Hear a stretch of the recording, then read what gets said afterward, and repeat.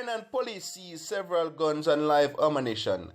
Elderly domestic worker is facing the hardship of the lockdown, and we have a man went to the hospital and tragic happened. People like the video, share to a friend or family. People, this one is very, very important. So people, you have to just pray each and every day. People, give God thanks.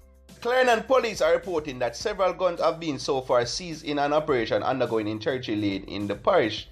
On Sunday, 6 suspects from the community were taken into custody in relation to the pre-dawn quadruple murder in Havana Heights. So the police them roll out, went at the community them and find 6 youth who them say can give them information. 6 youth in interest.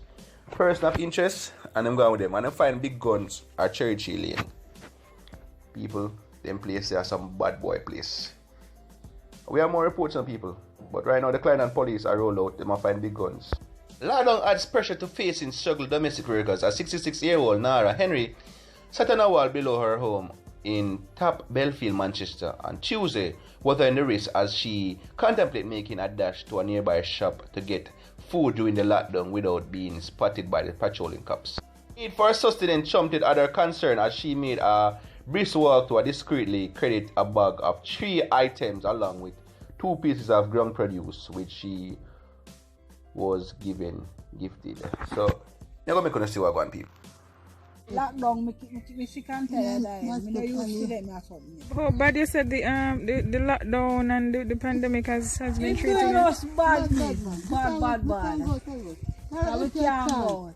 A chance we take and say we are going to go look something. If we not do a little farming, we plant little catch crop. And when we get it, we beg somebody sell it to we and so. Otherwise, if we don't have that, we don't have nothing.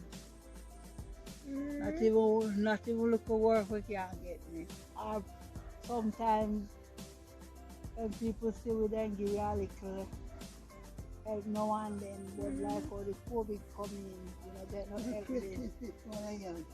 They're afraid to come away yard and so. We can't go to yard and so. So by the time if we don't go out and go looking, we don't have it. Like hard valley. And the people them now go to school more so. And those who do online, we not have the equipment to put them for online and so. And then things there. So that's although me look little help, me not get no help. Right, I know. Right, I know. My son to do work and he not have the equipment. Were things better for you guys before before COVID? Yes, it is. I go to my work, my little money and come in back and work. And people used to call me often and tell us that they are work with you. When you come in and come in, every day we go. It's never problem no one day. No one day. Some of them call it. And all of the people that have the work and they know so they can't manage and we will do it for them. They don't want to pay you the money with your child. And they give them more sense because they go to work for them, they don't pay me. They say they owe you and when you go for your money you can't get it. So what is it that you guys would want? What you want all the government to do? Because people like you guys don't have to work to earn, you know. Well, even if you give a little even if we find one little job we can go at daytime and come in at daytime and earn a little money. So they not look no handout for nobody, you no want work for no one work for them. Mrs. Chef, when we get handouts for them might think say we are pressure them this, but me don't know and me a woman me love work me money and collect me money myself. What are you most fearful of with this pandemic and your inability to earn? The most fearing part of this. We can the people they won't stop the crowd, they won't stop the partying, and when they not sanitize themselves, and then what have you often, because when you go, you have to carry sanitizer already. And when people, the taxi man, they might pack up the car them too much. I mean, in them there's something there. And worst thing say the bad flu will come with it too. Because when you have the flu, you have to have your immune system have to well strong to take it. But if you don't have the immune system not strong, the flu will make kill you. When I first took my dad to the hospital, it was they say it was a low sodium. Alright, so I bring him to the hospital, walking and everything, and it was in the hospital for a little bit. They released him. I take him home, he was still feeling pain in his lower abdomen. So what I did, I take him to G-West, which is in Fairview. You with me? Yeah, when was this? Alright, so this was the first time, like 2 months ago. Okay. I don't know if it was in the hospital up until last month. Then they released him. He wasn't able to walk and anything like that because he had got nut infection at the hospital, upper GDI bleeding, and just a lot of stuff was going on with him. So they called me one day. Well, I called him and they said, okay, my dad is released again. You might know that it's the third time they released him and I have to take him back. So when I take him back now to the hospital again, they're saying they can't do anything much, but I just keep him home and get somebody to turn him every 2 hours. So I had this lady taking care of him because I had to work. It's just me and him really live, and the lady was taking care of him. The last time when they released him out of the hospital, he had a bed sore like in his head. Piece of his ears was cut like pretty much torn off, and 2 big bed sore in his head. His foot was like leaking the drip and everything that was coming on the drip in his foot. So his foot was swelling like really big. And then so last week Wednesday, it was the first. I left work and when I came home, he wasn't doing well, so I decided to take him back to the hospital, but I didn't want to go to Clarendon because of the situation he was in before. And then because it was after what was be a seizure or something, a stroke or something. What I did know, I was scared. I didn't want to go to Falmouth because I got information that Falmouth was overpacked as well, and then I didn't want to take the chance to go that far and then something happened, So I take him to Clarendon Hospital. It was about 8:30, 9 o'clock when I take him to Clarendon Hospital. At 9 p.m. that was. I just had left work. So I was there for a little bit until about 3 a.m. Thursday morning. I left. The doctor was trying to get some confirmed. That didn't work out. She had left. She didn't even give me her name.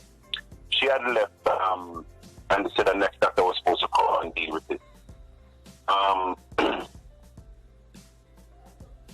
I left and I called them Friday evening. No response. I guess they was busy. And then Saturday afternoon, I left at that lunchtime and I went up there. No one was able to give me information. And all through that, it was like a busy scene for everybody at that hospital. So I tried to get information, didn't get through. Then the lockdown had come because Sunday, Monday, and Tuesday. So I went back there in the West, saying I'm not leaving until I get some information. So what I did, I took my car and block not the entrance, but drive it towards the emergency entrance and park the music up because I needed, the attention to make sure I get the information out. I take my uniform off and put on an overall that I had in the car. Security guy went and get the police and I threatened him. That's been said now, so finally some lady come out and say, all right, the doctor will see me in a bit. So I moved the car, parked it back in the parking lot, and the doctor didn't really come at that time. So he said that lady was supposed to give me information. He said I went there from 7 a.m. in the morning. 1:30 still nobody come out to talk to me. 2:30 still nobody come out to talk to me. It was after 3 now when the lady come and say, okay, well, the doctor wanted to see me. Then my sister come in same time, so we both went and talked. He's telling me that my dad passed away on Thursday. That was a Thursday when I left there at 3 a.m. So my dad passed away on Thursday at 4 a.m. in the morning. Okay. That's when I had the information saying my dad passed away. So they didn't call, so he's saying he's sorry for the team, didn't reach out to me and all kinds of stuff. Alright, so now I called them on the Friday, the Thursday. That was the when I had to get my dad released to the funeral home. They're saying the paper is not ready, and the lady says she not sure when that's going to be ready. So no, I didn't get any information because of the whole thing that's going on with hospital. It's really bad that I have to go through this to get the information that my dad had passed a week later. When right now even work trying to put me off work because of the whole thing that's going on. They said I'm not really pulling my weight, and they're pushing to give me 2 weeks without pay off work, and no money really to do anything really, and then I only get paid once a month. And with all the lockdown and everything, it's crazy. It's just not getting no hours in or anything like that. At the next time of lockdown again, so by the time I go back to work, then they're gonna put me off for 2 weeks. A Manchester family from Belfield facing it all to win the lockdown. People, this lockdown is no joke. Some people have food, some don't. You know what I mean, people? So, we have to just give God thanks that some we have food and some who don't have food. Oops, they can get food from somebody. Because this lockdown is no joke, people. You know what I mean? We have to just big up each and everyone for the premier. God bless you all, people. If you have food and can share it with a neighbor, a friend, call and check up with a family from around the next parish, next community. You have any food? I have local ground food down here. We can send it for you when the place is open. Make them get local food, people, because it's not easy in the lockdown to do not have any food, people. It can be very, very rough, traumatic experience. I mean, just imagine you're there, hungry and hungrier. Cannot find any food to eat, people. But people just continue to be safe, like the video, share to their friend or family, and